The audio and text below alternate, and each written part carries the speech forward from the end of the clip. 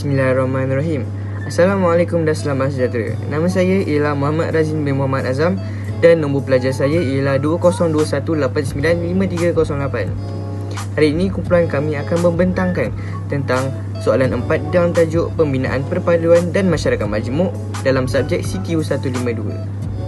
Tapi sebelum kita teruskan,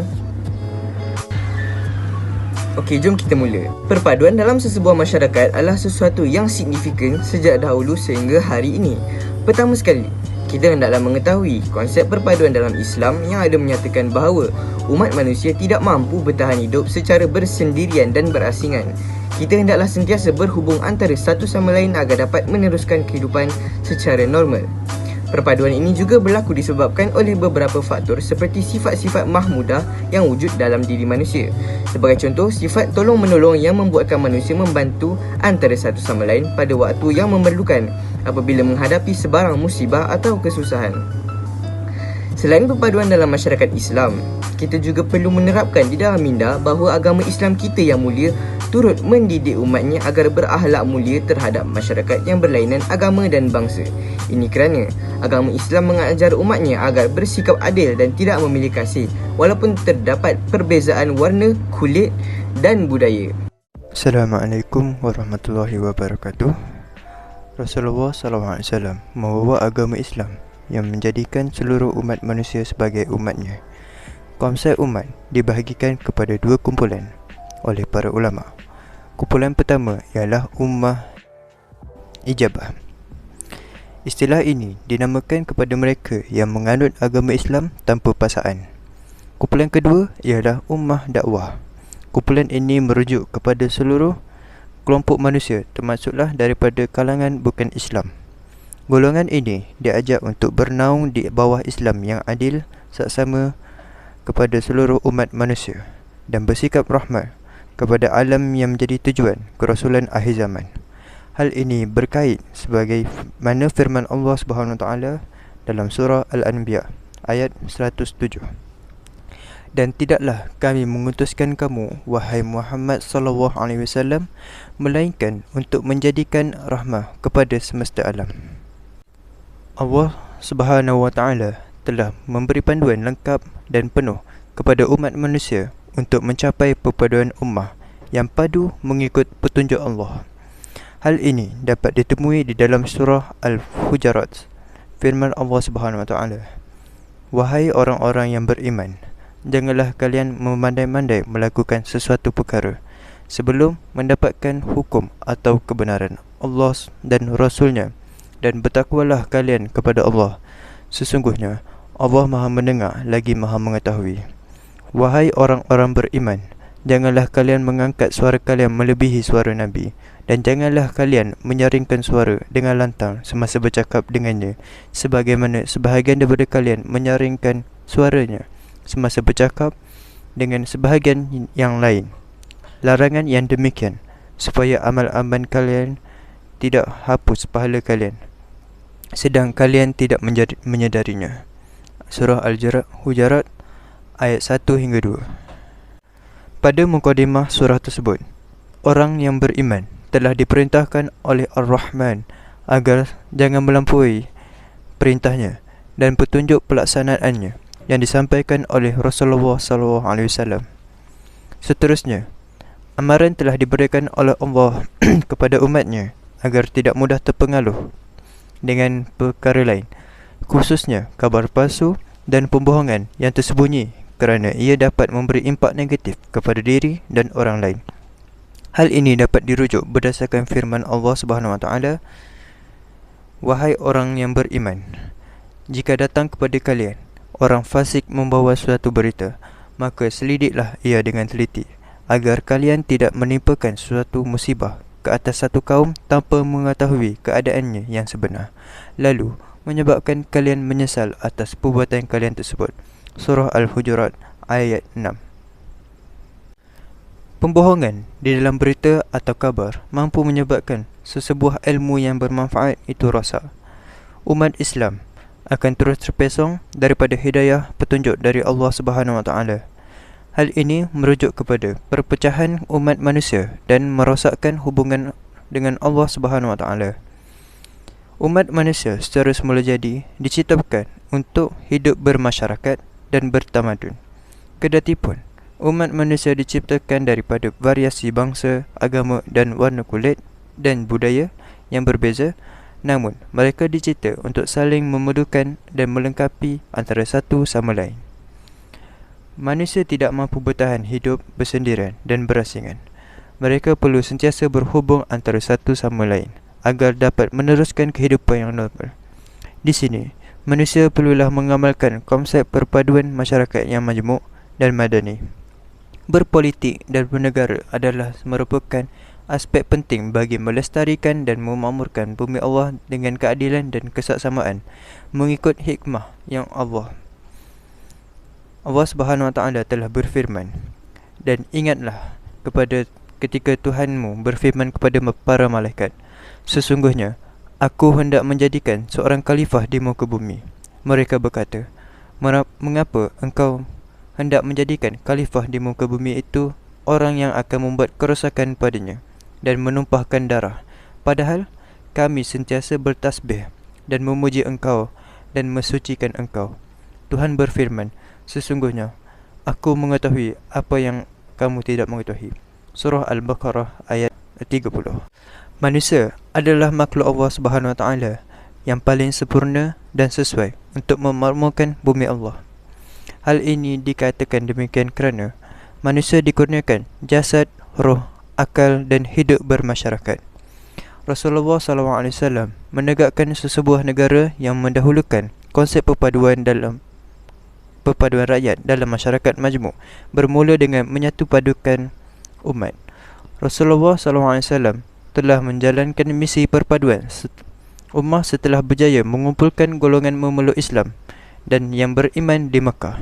Baginda juga melakukan perkara yang sama setelah berjaya berdakwah dan mengislamkan suku kaum Aus dan Khazraj yang tinggal di Madinah serta beberapa suku kaum lain yang kecil dan beberapa individu.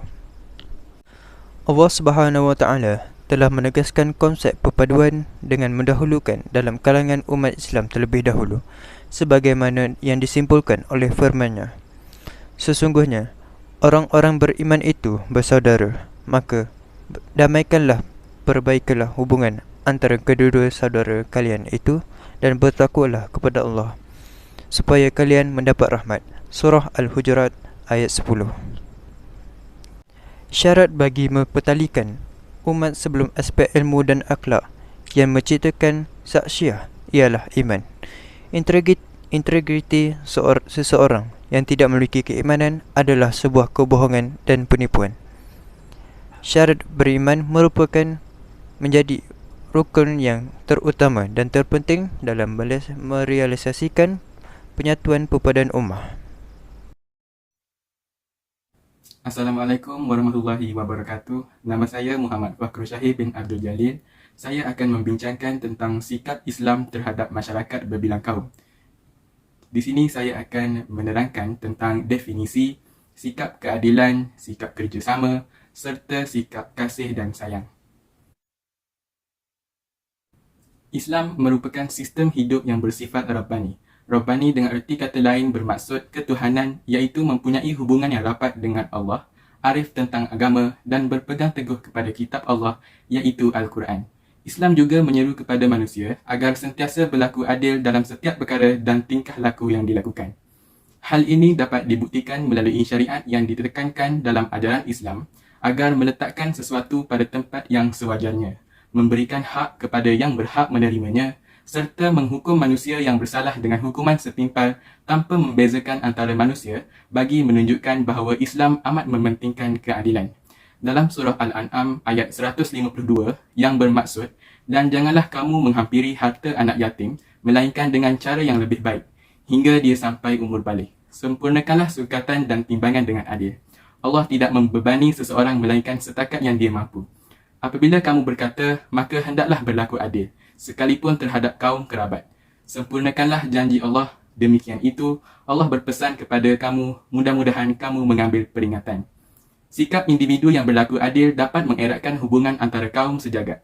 Hal ini kerana setiap individu yang adil akan terhindar dari berlakunya perselisihan faham. Perselisihan faham yang terhindar membolehkan setiap masyarakat dijauhi dari sebarang pergaduhan dan seterusnya. Berlaku kesepakatan antara kaum membolehkan mereka beramah mesra untuk mengenali antara satu sama lain.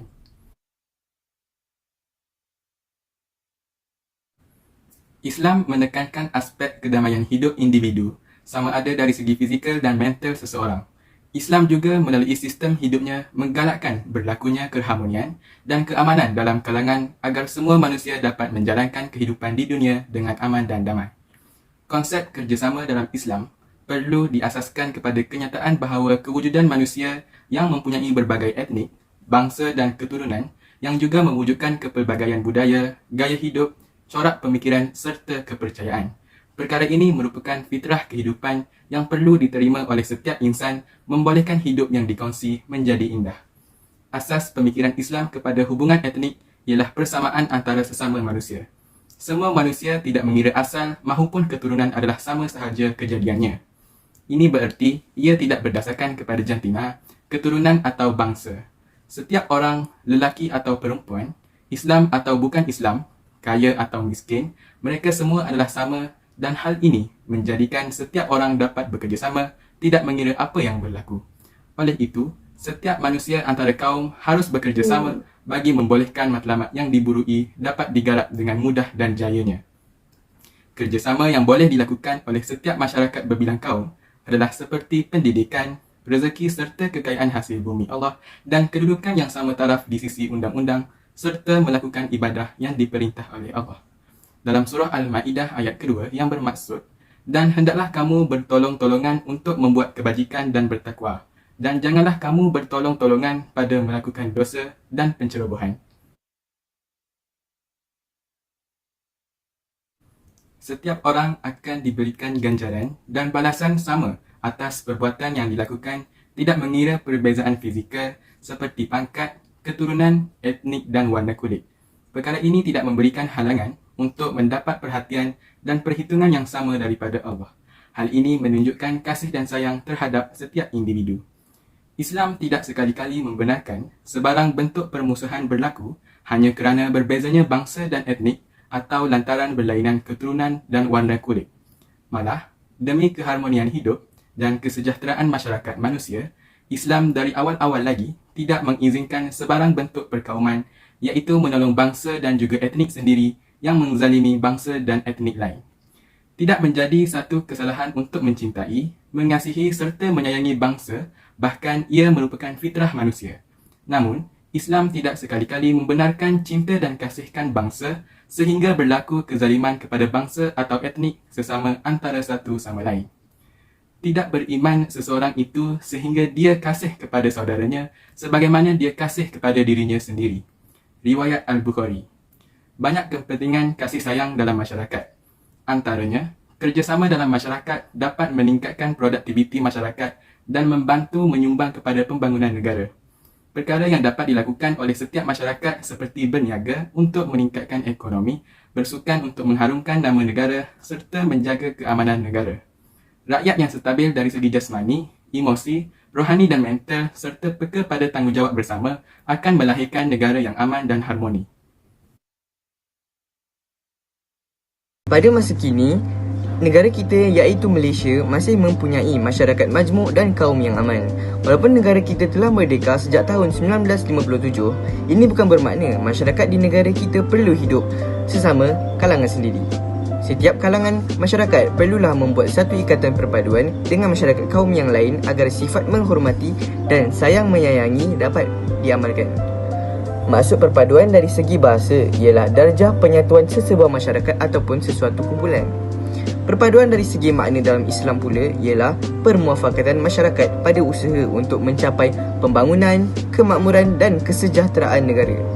Tanpa perpaduan atau dikenali sebagai permuafakatan, sesuatu negara yang mempunyai masyarakat berbeza agama dan budaya pasti akan mengalami suatu masalah apabila tiada sifat menghormati dalam diri sendiri.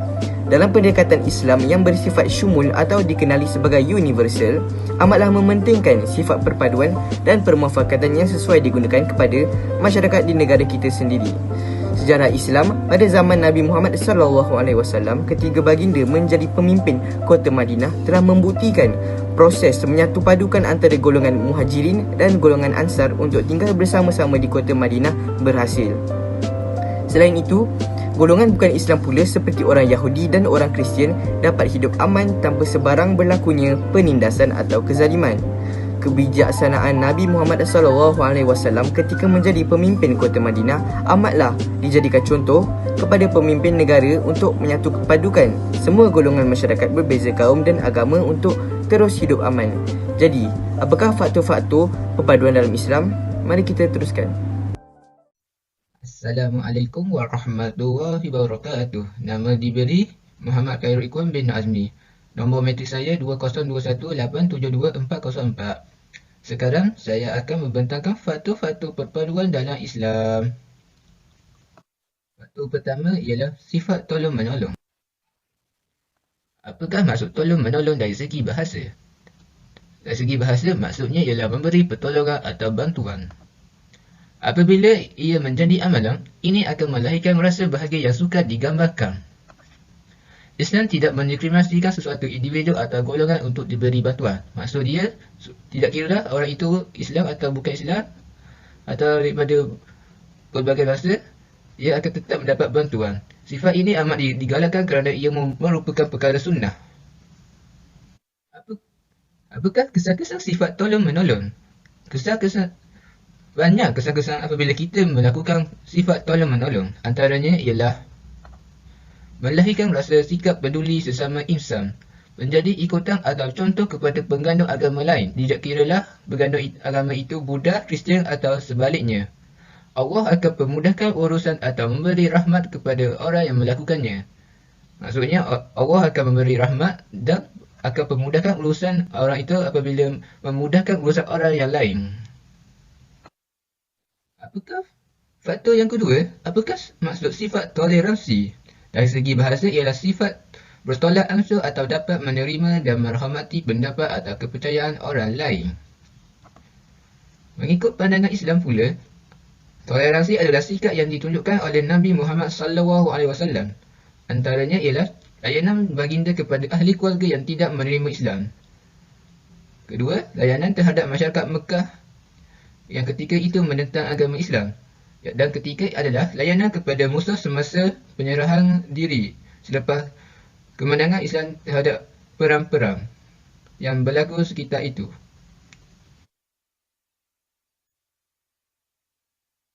Apakah yang dimasukkan faktor ketiga, iaitu faktor keadilan? Dari segi maksud, tidak menyembelahi mana-mana pihak berkenaan dengan cara layanan seseorang atau dikenali sebagai berat sebelah. Dari segi makna Islam pula, ia meletakkan sesuatu itu betul dan tepat kepada tempatnya. Ia tidak berarti semua tuntutan yang dikemukakan secara sama rata sepanjang masa. Bagi menutup pembentangan kami, setelah kajian mendalam dan menyeluruh dilakukan, perpaduan dalam Islam telah lama dibincangkan dalam kalangan cendekiawan dan terdapat juga bukti-bukti di dalam surah-surah suci Al-Quran. Perpaduan dalam masyarakat tidak mengira perbezaan kaum dan bangsa juga amat digalakkan agar kehidupan dapat dijalankan dengan baik dan bebas konflik. Walaupun begitu, masih ramai yang bersikap optimis dan rasis dalam menjana perpaduan dengan masyarakat yang berlainan kaum dan bangsa. Diharapkan dengan perbincangan yang telah dilakukan dan dikemukakan, golongan-golongan tersebut dapat berubah dan membuka hati untuk hidup sebagai masyarakat yang bersatu padu walaupun berlainan warna kulit dan budaya. Terima kasih, itu sahaja dari kami. Assalamualaikum warahmatullahi wabarakatuh.